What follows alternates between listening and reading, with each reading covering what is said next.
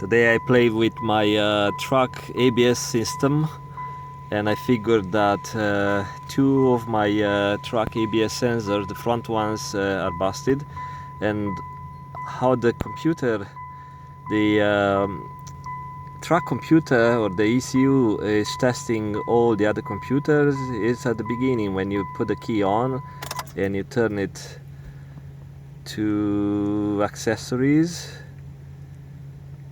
and you see this ABS light and the brake light, and now even you start the engine, the oil should go off because the pump, the oil pump is active.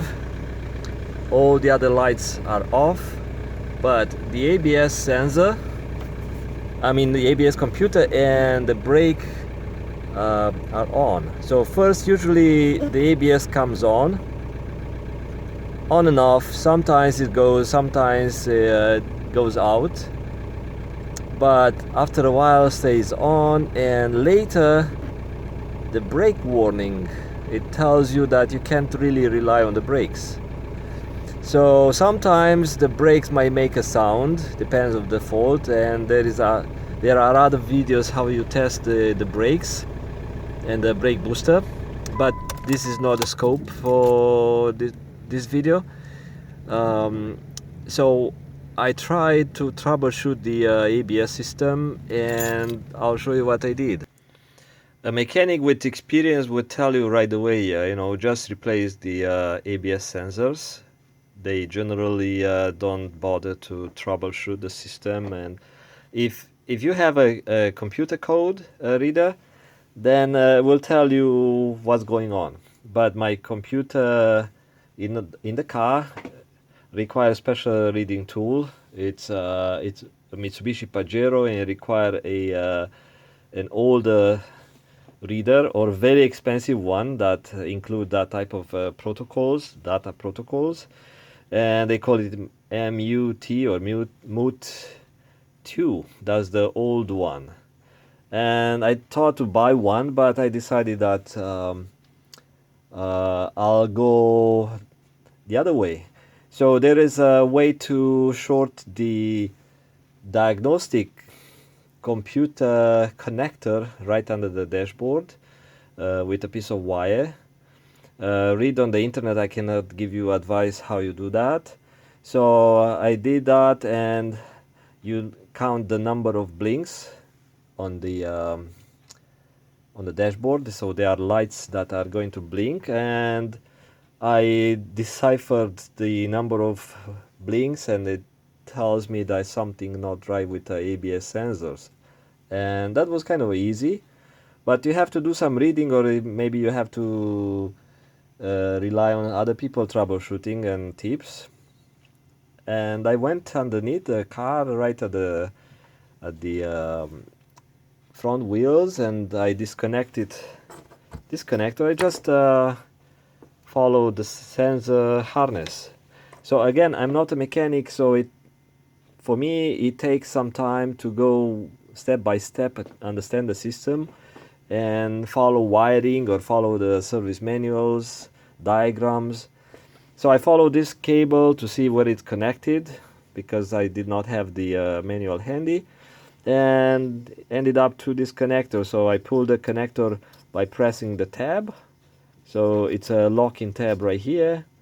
You see kind of a marks for finger, and press hard on this thing and pull it out. And I measured the impedance, and it was like 10 mega ohms or something. So I thought that's not normal for a coil. And the other one at the front was the same thing, like a couple of mega ohms impedance. It tells me it was open, and I compared to the ones at the back. The ones at the back was way lower impedance, and so I decided to take one out, take it apart, and because they are molded by factory, so they put a coil inside and they put it into a machine, and they pour plastic into the stuff. So it's molded system. You cannot really access it. So what I did, I thought there's something not right with the connector. I was hoping to save some money on shipping and on the parts, and I removed some insulation here, and I measured. It's still open circuit. Then I thought, okay, it's busted anyway. So I was determined that I need to order these two sensors, and Mitsubishi's dealers sell those for 200 something bucks a piece, and you can get the aftermarket one for 30 something US dollars, 90, depends on the brand. So I removed some insulation right here, and I saw that the copper wire inside, it's all oxidized, so it's black, it's dark, and I thought, ooh, that tells me some water got in. And actually, before I removed the sleeve, the rubber sleeve, I noticed right here, I noticed tiny cracks, and I thought, okay, the water got into the rubber through the cracks and sneaked in, because this one, when it gets hot from the brakes, expands the air. Whatever air gets inside comes out with the heat. Then suddenly you hit some puddle, or it started to rain or something like that, and it's going to suck. This one cools down, it's going to suck water, and the water keeps going in and out, and eventually damages some of the rubber on the insulation on the cable. And sometimes it could be because of the stress of the cable, but it's pretty nicely tucked in there, so it doesn't vibrate much. And so I was curious to see where this wire goes, and I thought to cut this part, but it was very difficult. I had to use a heat gun to take some plastic out, and I got to see two kind of contacts with solder where the wire is attached to. And I thought, okay, that's cool. Maybe the wire got water somehow and got oxidized somewhere, and I was hoping to get this one. I was not thinking to fix it, but just as a curiosity, and I measured between this metal here was still open, and I realized there's no point for me to start melting this thing to see the coil inside, and maybe the water got in through these little holes here. I can't say. Maybe it could be some micro cracks, could be aging of the plastic, but that's the ABS sensor. If you've never seen one, and if you are looking, let's say if you're a curious type of person, do it by yourself type of guy, not necessarily to save money, but you want to accomplish something by yourself. You want to feel good about doing something using your own body, your own hands and brain and curiosity, and you may want to find out why you have that code on the dashboard. And this is the ABS sensor on this particular car. Different car have different parts. So what you can do, if you want to see what you are looking for when you try to troubleshoot, go on parts stores on the internet.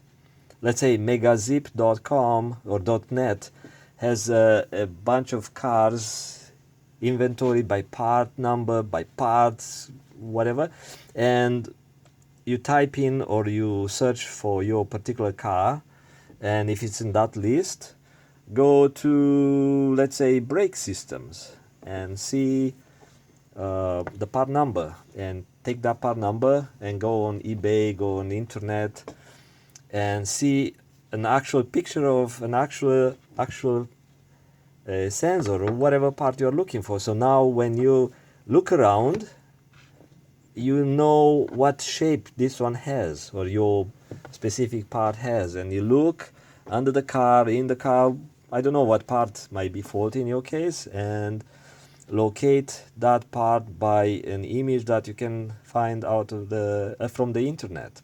So again, if you want to troubleshoot a system and you want to see, is that job too challenging for you?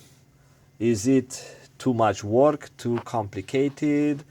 You don't know what to expect in the car, how that part looks like, let's say a water pump or something. Go to this Russian parts store, online parts stores, Japanese or manufacturer might have some dealers that post inventory online, and search for that part, let's say water pump, and for your particular car model and year, and they will show you pictures. Let even eBay or Amazon, you will see a picture of actual part, and you look, see, okay, how many holes, how many bolts, how many screws. Then search YouTube's. Some people post how to do things. So I posted a bunch of videos about how to remove water pump, how to remove alternator on this particular car, because I got help from other people who posted their repair step by step on the internet. So I was thankful, and I thought to do the same for other people. So that was a ABS sensor story on my car. End of the story with this one, and I'm going to place an order in the next couple of days. But I drove this car with ABS sensors, faulty ABS sensors, for at least a year.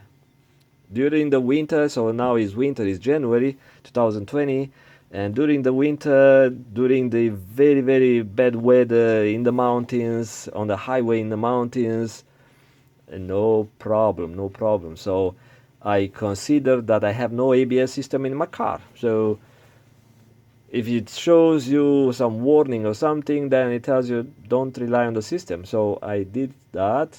I consider I have no ABS, and I just have to rely on myself controlling the car. Like I used to drive cars with no such features, so I'm used to that. So take care and enjoy your own repairs. Bye bye.